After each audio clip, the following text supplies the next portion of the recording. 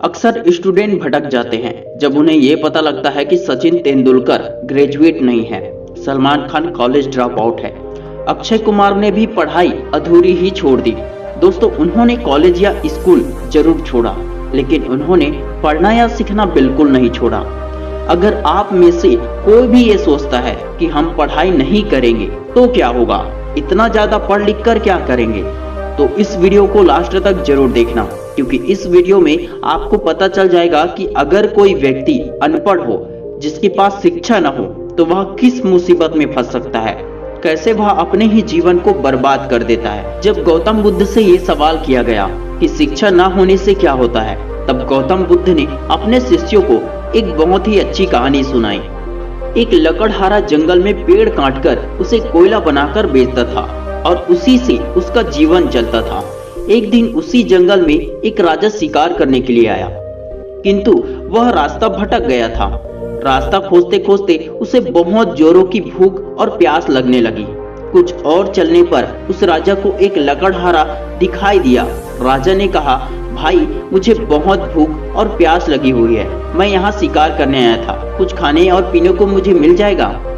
लकड़हारे ने कहा, हाँ, मेरे पास रोटी है, इसे तुम खा लो, मैं पास के बागड़ी से पानी लेकर आता हूँ। राजा ने अपनी पेट भर ली और प्यास बुझा ली। उसके बाद उन्होंने कहा कि भाई, तुमने मुसीबत में मेरी बहुत मदद की, मैं पास के ही एक नगर का राजा हूँ, अगर तुम्हें किसी भी मदद की जरूरत हो तो मेरे पास जरूर आना, मैं तुम्हारी मदद जरूर करूंगा।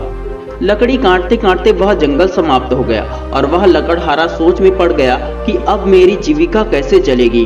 तब वह राजा के पास गया और कहा, महाराज, मैं जंगल से लकड़ी काटकर अपना जीवन यापन करता हूँ, किंतु अब उस जंगल में एक भी लकड़ी नहीं बची है।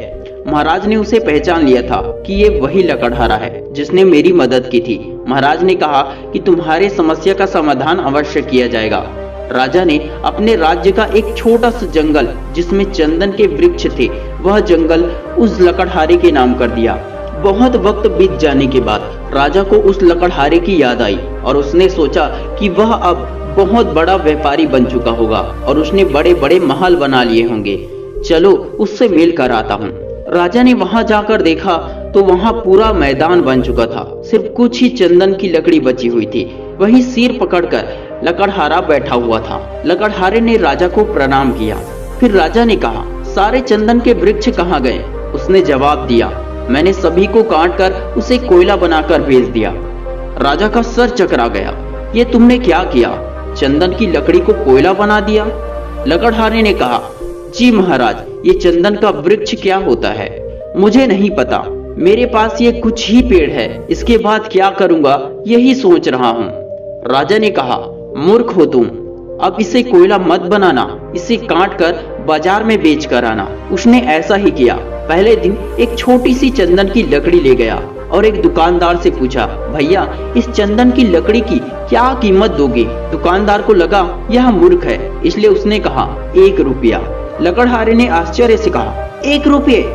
दुकानदार को लगा कि यह व्यक्ति इस लकड़ी की कीमत को जानता होगा। उसने कहा 2 रुपये। लकड़हारे ने फिर से आश्चर्य से कहा, 2 रुपये? दुकानदार ने फिर से दाम बढ़ा दी। इस तरह से 1 रुपये से वह 7 रुपये देने को तैयार हो गया। उसके बाजू वाले दुकानदार ने लकड़हारे को आवाज दिया और कहा, वो तुम्हें कम भाव में दे रहा है, मैं तुम्हें इस लकड़ी का 10 रुपये दूंगा। लकड़हारे का सर चकरा गया और खुद के सिर को ठोकने लगा और कहा, ये मैंने क्या कर दिया? अपने ही हाथों अपने भाग्य को लात मार दिया। यह चंदन की लकड़ी बहुत ज्यादा कीमती होती है और मैंने सबको जलाकर कोयला बना दिया। अगर मुझे पहले ही पता होता तो आज मैं बहुत अमीर इंसान होता। दोस्तों, ये सिर्फ लकड़हारे की कहानी नहीं है, ये हम सब की कहानी है। शिक्षित व्यक्ति जानता है कि किस चीज का क्या मूल्य है। शिक्षा से ही पता चलता है कि कब कौन से काम को करना चाहिए, कैसा काम करने से सफलता मिलेगी और कैसा काम करने से दुनिया में नाम होगा। लेकिन अनपढ़ और अशिक्षित व्यक्ति पशु के समान होता है, जो दिन रात भी मेहनत करके कभी सुख चैन की जिंदगी नहीं जी पाता। फैसला आपका है कि पशु की जिंदगी जीनी है या फिर इंसानों की तरह शिक्षित होकर। Wish you all the best दोस्तों। मैं शिवानंद साहू आपके सपनों को सपोर्ट करता हूँ। जय हिंद, जय भारत।